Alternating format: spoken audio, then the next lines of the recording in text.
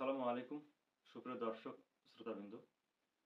কৃমি একটি ক্ষতিকর পরজীবী যা বিভিন্ন মাধ্যমে মানবদেহে প্রবেশ করে থাকে এবং সেখানে বসবাসের মাধ্যমে মানুষের ক্ষতি সাধন করে থাকে।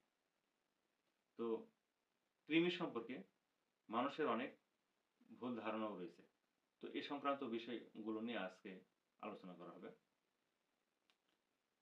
তো অনেকেই মনে করে থাকেন একবার চিকিৎসা করলেই কৃমি ভালো হয়ে যাবে, পরবর্তীতে আর চিকিৎসা করার প্রয়োজন হবে না। এই কথাটি সম্পূর্ণ ভুল। কারণ হলো আপনি একবার কৃমির চিকিৎসা করলেন, আপনি ৩ মাস বা ৬ মাস ভালো থাকবেন। পরবর্তীতে কিন্তু আবার আপনার হবে। এটাই স্বাভাবিক।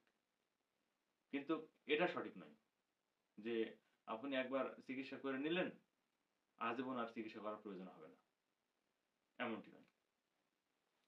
আবার অনেকে মনে করে থাকেন শুধুমাত্র মিষ্টি খেলেই কৃমি হয়ে থাকে।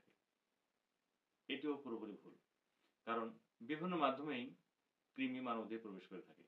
যেমন আমরা হাটে বাজার থেকে যে ফলমূল, শাকসবজিগুলো ক্রয় করে আনি, তো সেগুলো যদি পরিষ্কার পরিচ্ছন্ন করে খাবার চেষ্টা না করে থাকি, তাহলে কিন্তু সেগুলোর মাধ্যমে মানবদেহে কৃমি প্রবেশ করে থাকে।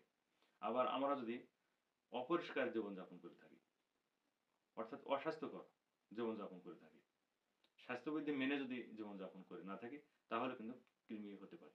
যেমন খাবার আগে সাবান দিয়ে হাত পরিষ্কার করলাম না বা টয়লেট সারার পরে আমরা হাত সাবান দিয়ে ধুলাম না, তাহলে কিন্তু হাতের সংস্পর্শে কৃমি মানবদেহে প্রবেশ করবে। এটাই স্বাভাবিক। অর্থাৎ শুধুমাত্র যে মিষ্টি খেলেই কৃমি হবে এমনটি নয়। বিভিন্ন মাধ্যমেই কৃমি আমাদের দেহে প্রবেশ করে থাকে। অনেকে মনে করে থাকেন ৩ মাস পর পর কৃমির ওষুধ খেতে হয়। এটা পুরোপুরি সঠিক নয়। কারণ হলো যদি আপনি কৃমি দ্বারা আক্রান্ত হন বা আপনি মনে করেন যে কৃমি আপনার দেহে হয়েছে, তাহলে আপনাকে চিকিৎসা নিতে হবে।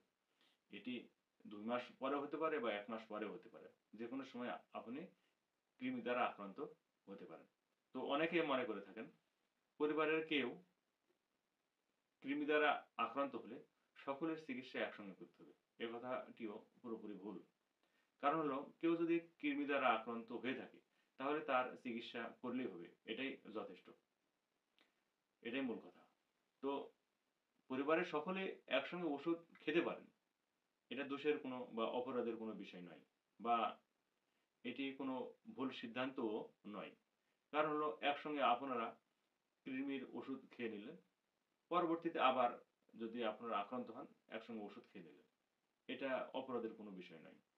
আবার অনেকে মনে করে থাকেন শুধুমাত্র শীতকালে বা বর্ষাকালে কৃমির চিকিৎসা করতে হবে।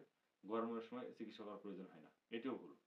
কারণ হলো বছরের যেকোনো ঋতুতে আপনি কৃমি দ্বারা আক্রান্ত হতে পারেন।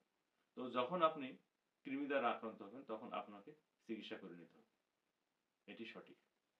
তো অনেকে মনে করে থাকেন ৩ মাস পর পর কৃমির ওষুধ খেতে হবে। তো অ্যালোপ্যাথিতে বলা হচ্ছে ৩ মাস পর পর কৃমির ওষুধ খেতে হবে। এখানে অ্যালবেন্ডাজল, মেবেন্ডাজল এরকম ওষুধ খাওয়ার কথা বলা হচ্ছে। আবার হোমিও শাস্ত্রে বলা হচ্ছে কৃমির জন্য আলাদা কোনো ওষুধ খাওয়ার প্রয়োজন হয় না। কারণ হলো বিভিন্ন সময়ে বিভিন্ন রোগের চিকিৎসা করার মাধ্যমেই কৃমিরও চিকিৎসা হয়ে যায়। অর্থাৎ এক্ষেত্রে আলাদা কোনো ভাবে ওষুধ খাওয়ার প্রয়োজন হয় না। আবার কবিরাজের মতে বলা হচ্ছে যদি আপনি গাছ চিনে গাছের পাতা, মূল, ফল এগুলো যদি খাওয়ার অভ্যাস তৈরি করে থাকেন, তাহলে কিন্তু আপনি কৃমি দ্বারা আর আক্রান্ত হবেন না, আপনি ভালো থাকবেন। তো সুপ্রিয় দর্শক শ্রোতাবিন্দু, অ্যালোপ্যাথি, হোমিওপ্যাথি বা কবিরাজি মতে যাই কিছু বলা হোক না কেন, আপনি সুস্থ থাকবেন, আপনি ভালো থাকবেন। এটাই হচ্ছে মূল কথা। তো সকলের সুস্বাস্থ্য কামনা করে শেষ করলাম।